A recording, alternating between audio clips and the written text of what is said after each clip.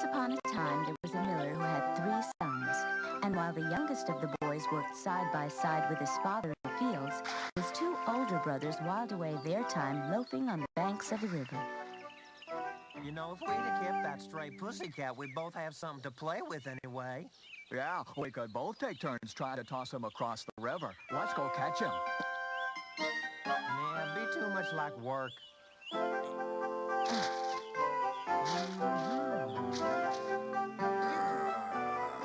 What is it, Michael? What are you mumbling about?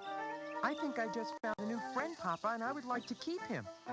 Look, he comes right to me and he's not even All right, afraid. son, all right. Thanks, Papa. Hey! What's wrong? Papa, what is it?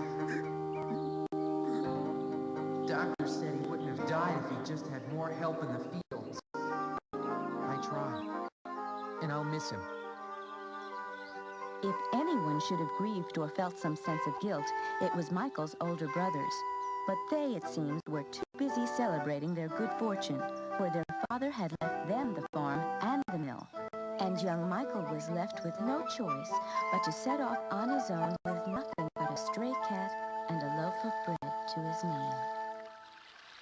I know you must be hungry. I'll share. Huh? I don't believe my eyes. You're eating like a human being does. Yep. Huh? I don't believe it. Relax. Believe me, I'm very real. Then I'm not dreaming?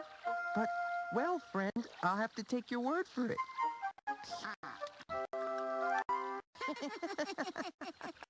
I don't believe this. What'll become of us now, Pussycat? Well, Michael, Yeah? I have a special plan. I am going to make you a very rich as well as famous young man, Michael. You'll see. Make me famous? But of course, because you deserve it. Now wait here. I'll be right back. This can't be. I must have died, went to the great pond beyond, and just don't know it yet. Well, what do you think?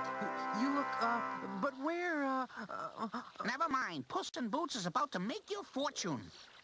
I was right. I am dreaming. And so Puss in Boots, as he was to be known from that day forth, set out to begin the first step of his plan. He snared a rabbit, quickly tied it in a sack, and then made his way to the palace of the king. State your business. I have a present here for His Majesty. All right, let him pass. Thank you. You have a gift in there from the Marquis? That's right. Who is this Marquis, and what has he brought us? He is the Marquis of Carabas, my lady, and he's asked me to bring you this as a small token of his loyalty. Ah. Well, please send our thanks. And my regards as well. But Puss in Boots had greater things in mind for his master, the Marquis of Carabas, than just a word of thanks. He continued to bring the king these offerings until one day... A magnificent catch. Your master is truly the most thoughtful subject in my entire realm, and most loyal. I would very much like to meet your master, the Marquis of Carabas. Will you see to it? Most definitely, my lord. His hard work was finally paying off. Puss in Boots had given the king directions which would lead his carriage past the river where Michael was waiting. He watched patiently for the king to leave, and then raced ahead to give Michael instructions for the next step of his master plan. Michael, now do exactly as I tell you. There's no time to lose. Meanwhile, the king's carriage was drawing nearer. Now get in the water and pretend you're drowning. Go on! Now the king was almost at the river. I don't have time to explain every detail. Please, just do what I say and trust me. Help, save me! I'll have to get rid of these rags. Help! Somebody help me! Now for the next part of the plan. Halt! Halt the carriage! Whoa!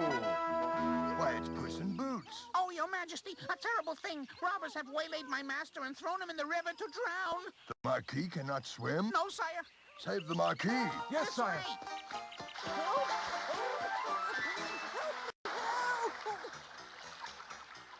Thank heaven you're safe, master. And thank you, Your Majesty. Just one more favor, sire. My master's clothes have been stolen. If your coachman would lend him his outer garments until we reached my master's castle, I would be eternally grateful. Thank you, Your Majesty. I feel much better now. What a handsome figure of a young man you are. Very handsome indeed. Wouldn't you agree, my dear? Hmm? Well, why don't we be off now? I'm looking forward to my visit with you, young man. A visit, Your Majesty? We have been looking forward to this visit, Your Majesty. We have? The robbery, no doubt, has badly affected your memory. But you'll be all right. Now, if it please my lord, I have a few affairs I must put in order. By all means. You're fortunate to have such a fine servant. Well then, young man, the royal carriage awaits. Now Puss in Boots had the almost impossible task of claiming the land and castle belonging to the evil ogre. This part of his plan would not be easy. Now, would you all agree to do a favor for me if in return I promise to get rid of that dreaded evil ogre once and for all? We'd do just about anything to get rid of him. But what's the favor? In just a minute, His Majesty will pass by on this very road. Should he ask who your master is, tell him that it's the Marquis of Carabas who owns all of this land and that you all work for him. Yeah, but what if the ogre hears that? He won't. You have my solemn word on it. He will never bother you again if you grant me this one request. But I need your answer right this very minute. Will you help as I've asked? You can count on us. Is there anything else we can do? No, that's enough. And now there was but one final step remaining. Puss in Boots would have to meet the dreaded ogre face to face. Your time has come, Mr. Ogre, whether you're ready or not. Who is the master of this land that you are working? Sire, this land belongs to the Marquis of Carabas. The Marquis? Certainly not all of it. Every acre of it, Your Majesty, as far as the eye can see. Oh, that is most impressive. How would a young man like you have acquired so much land? Well, mostly it was luck. Such modesty. What a find you'd be for a young lady. Hmm? Oh.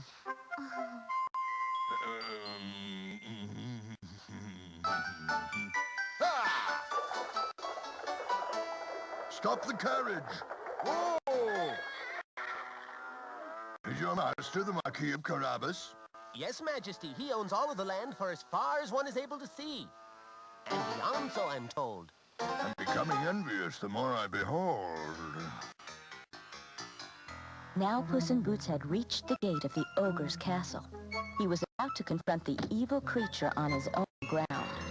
And as he had expected, his welcome was about as friendly as the surroundings. You have no business in here. I have heard you have magical powers, so I wanted to come and see for myself. Why waste my valuable time? Because I believe the only power you have is the power to frighten people. That is why they bring you their offerings of game and livestock.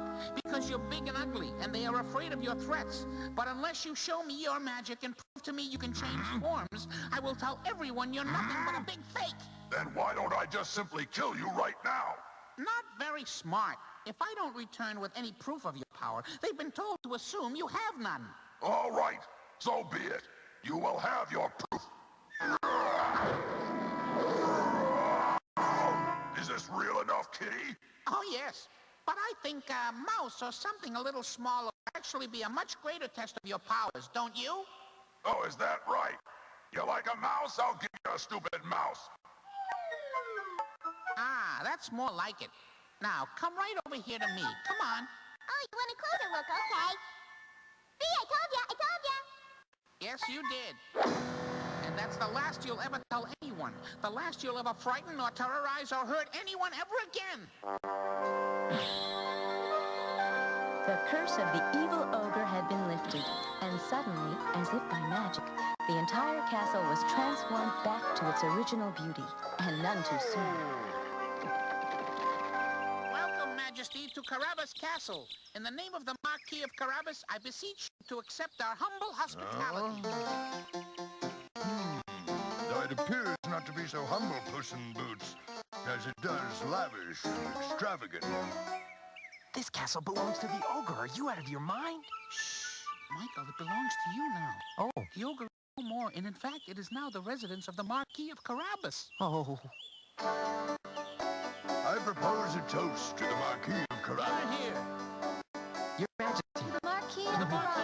Carabas. And to his king.